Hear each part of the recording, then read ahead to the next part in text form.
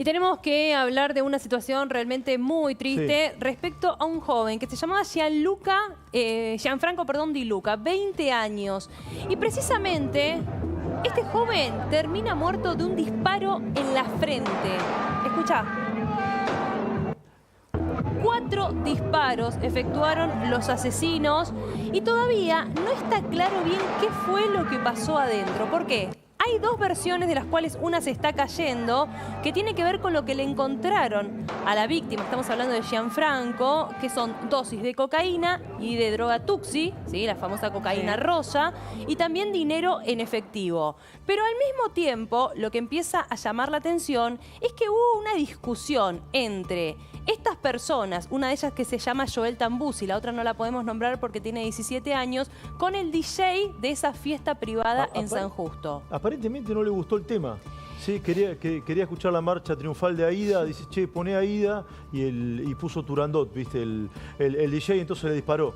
No fue tan así, pero básicamente sí, se empezó a pelear por la música y le tiró la bandeja. O sea, la bandeja es el elemento más importante que tiene el DJ. Ahí se empiezan a pelear y cuando efectúa los disparos queda en el medio Gianfranco. Esas son las 2 versiones que está manejando el fiscal de la causa. Estamos hablando de 2 cosas muy distintas. Poneme un punto, porque esto es brutal. Dame el video completo y te sigo escuchando.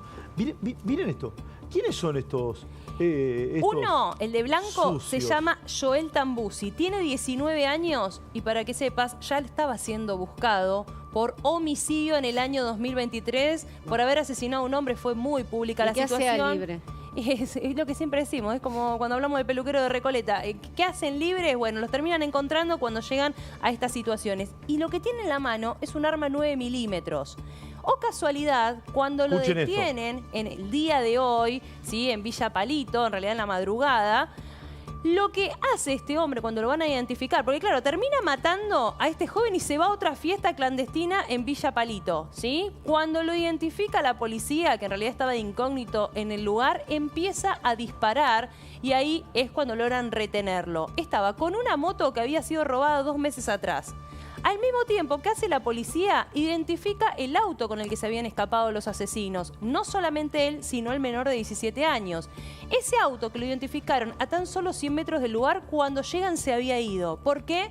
Porque lo tenía el otro asesino, este joven de 17 años. Estamos hablando de una situación en donde van a una fiesta privada, disparan porque tienen ganas, ya sea si tenían problemas con Gianfranco o no, pero lo terminan asesinando un disparo en la cabeza. ¿No le gustó la música que estaba poniendo el DJ? Se empezaron a pelear por una situación similar, pero después no sabemos pero Gianfranco quedó en el medio de una situación y era ajeno a esa pelea. Aparentemente era ajeno, porque después le encuentran la droga y ¿qué es lo que pensó el fiscal al principio? Quizás era un problema de droga, porque estamos hablando de un joven que tenía estupefacientes, varias pastillas de cocaína. Sería dealer. Exactamente. Bueno, hay que ver. Vos sabés que se comunicó conmigo la familia de este chico, lamentablemente, que es la víctima, que aparentemente tenía esta droga Tutsi. Yo no sé si era para consumo personal o no. Hay que ver las dosis que eran 20 pastillas. Aún no fuese para consumo personal bajo ningún punto de vista. Sí, no tiene nada que ver. No, tiene se que le ver pega un balazo en la cabeza, ¿no? Un balazo en la cabeza. Dios mío. Y vos fíjate cómo empiezan los disparos. 5 disparos en total, 4 que se escuchan en el video, otro que, según lo que relatan los testigos, fueron 5 y después el arma 9 milímetros con numeración limada. Claro, está una moto robada y un pibe que lo estaban buscando desde 2023 por otro homicidio. ¿Y un diccionario había? No. Nunca encuentran diccionarios. Carlos Damini, el jefe de toxicología del Hospital Fernández. Cada vez que aparece esta situación y que encontrás chicos con fentanilo, con la droga rosa o la cocaína rosa, como se le dice al Tutsi, uno dice, che, ¿y estos pibes están perdidos? ¿Qué es esto? Carlos, ¿cómo te va? Esteban Trebuch te saluda, un gusto hablar contigo. ¿Qué tal? Gracias. ¿Cómo están ustedes? Bueno, primero, ¿qué es el Tutsi? El Tutsi es un derivado de la metanfetamina con el agregado de un alucinógeno. Es lo que en la calle normalmente se conoce como cocaína rosa, pero que no tiene nada de cocaína. Se le llama cocaína porque en realidad es un polvo y que se aspira. Entonces, y es rosa porque lo que contiene es un colorante que le hace color para separarlo de la cocaína. Pero en realidad es un derivado del éxtasis con el agregado de un alucinógeno. Lo más frecuente que el alucinógeno que encontramos acá o es LSD o es ketamina, que es otra sustancia que por ahí 2x3 se mencione que es un anestésico y que lo que produce es una gran euforia con un acompañamiento de una alucinación, que por ahí no llega a alucinación, pero que sí tiene que ver con un cuadro de desorientación, de desubicación temporoespacial, que ese es el componente que le da y que lo diferencia del uso Ahora, Carlos, del éxtasis solo, ¿no? vos estás ahí en el Hospital Fernández, es acaso uno de los 2 o 3 hospitales más importantes de la ciudad de Buenos Aires, y me imagino que deben llegar muchos casos, ¿o no?, de chicos con consumo de distintas sustancias al área de toxicología, ¿o no? Sí, la verdad es que los viernes y los sábados, muchas veces más de la mitad de los pacientes que se atienden en el Hospital Fernández son producto de intoxicaciones por algún tipo de sustancia de abuso. Y lo que vemos frecuentemente, bueno, lo que más vemos siempre claramente es alcohol y cocaína, y vemos muchos derivados sintéticos, metanfetamina o cristal o éxtasis, y siempre tenemos alguna otra sustancia más innovadora, como puede ser esta, ketamina.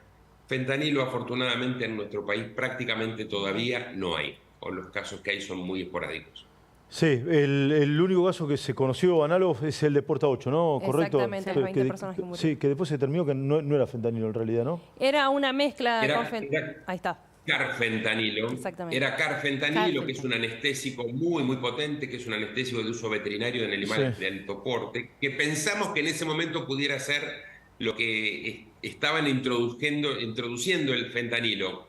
Cuando nos enteramos que era carfentanilo, definitivamente llegó ahí seguramente por error. ¿Qué es el fentanilo?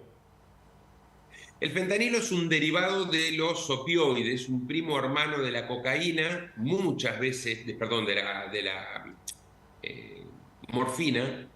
Es un derivado de la morfina, muchas veces más potente que la morfina, que son sustancias que salen de la planta de amapola, del opio.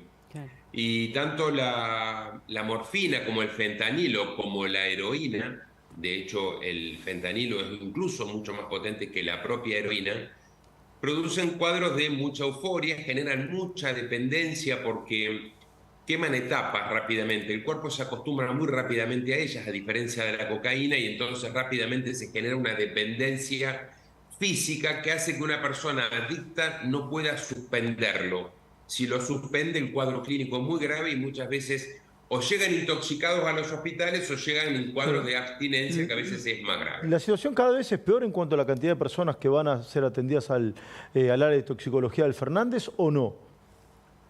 El número absoluto se mantiene. El Fernández es el servicio más grande de atención a consumidores de sustancias de la Ciudad de Buenos Aires y, bueno, hace muchos años que es un servicio conocido, entonces mantenemos más o menos el número. Estamos cerca de las 30.000 consultas, no pacientes, consultas anual, y es el único centro que tiene un servicio de desintoxicación, es decir, internación para agudo, tanto para dejar de consumir como en aquellos que consumen y están con un cuadro de gravedad, que es un servicio con alta complejidad.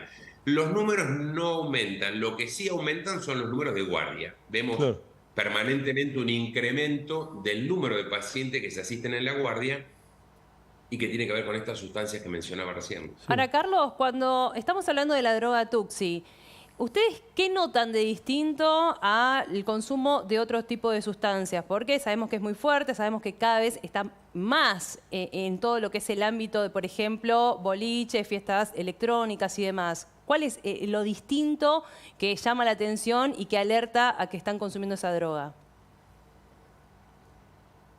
Hay 3 o 4 cosas que caracterizan por ahí el consumo del TUSI.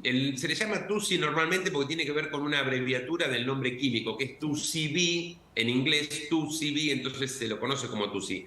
Primero es una sustancia cara y se lo consume normalmente en fiestas de tipo de música electrónica, en su gran mayoría, o algún tipo de música en particular, y que tiene que ver con el efecto en parte de la metanfetamina que contiene, que genera no solo la euforia que mencionábamos recién, sino que aumenta la estimulación del músculo, y eso hace que la persona que lo consume tenga la necesidad de moverse todo el tiempo, y en la fiesta de música electrónica sabemos que se baila durante 6, 7, 8 horas de corrido, y eso sí, y más está también, ¿no? facilitado por el tipo de sustancia. Ahora, Carlos, le consulto, ¿qué es lo que más se consume entre los jóvenes hoy en día? Porque tenemos distintos tipos de drogas, están las drogas sintéticas y las no sintéticas. ¿Qué es lo que más se consume actualmente? Y imagino después que los tratamientos son diferentes de acuerdo a las drogas. Sí, claramente hay un tratamiento común y hay un tratamiento específico para cada una de las sustancias, y por eso los toxicólogos, que somos los especialistas en las sustancias. Lejos en nuestro país, el mayor consumo lo tenemos con el alcohol. Somos el tercer país consumidor de toda América de alcohol, y consumimos casi 10 litros de alcohol puro por habitante y por año. Apenas, muy apenas por debajo de Estados Unidos y un poco más bajo de una isla que se llama Dominica en el Caribe. Mira. Pero consumimos mucho más alcohol que los brasileños, que los mexicanos, que los chilenos. Mira.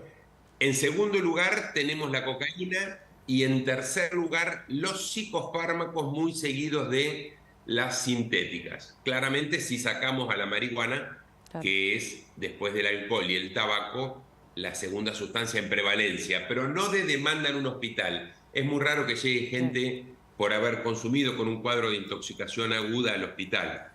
Entonces, ese orden que les daba era un poco el que llega al hospital. Cuando hablamos de prevalencia de consumo en el país, la marihuana tiene una incidencia muy alta y muy preocupante, porque con estadísticas oficiales, el 49% de la población de 25 a 34 años, escucharon bien, el 49% de la población de 25 a 34 años consumió por lo menos una vez en el último año marihuana. O sea, la mitad de los argentinos en esa franja etaria. Carlos, querido. Exactamente. Un abrazo enorme, gracias por tu tiempo, sí, por esta explicación. Gracias de verdad.